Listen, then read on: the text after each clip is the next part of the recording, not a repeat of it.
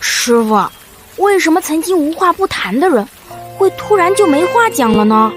感情里从没有突然的沉默，除非是有人替代了你。人都是有分享欲的，没和你分享，就是在和别人分享，没有例外。那如果他只是一时新鲜呢？一个人不可能同时给2个人送伞，总有一个人被爱，一个人淋雨，不是首选就是备选。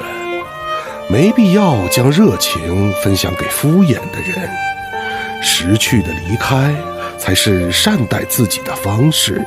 无论他在你心里下了多大的雪，你都要收拾收拾，然后奔向春天。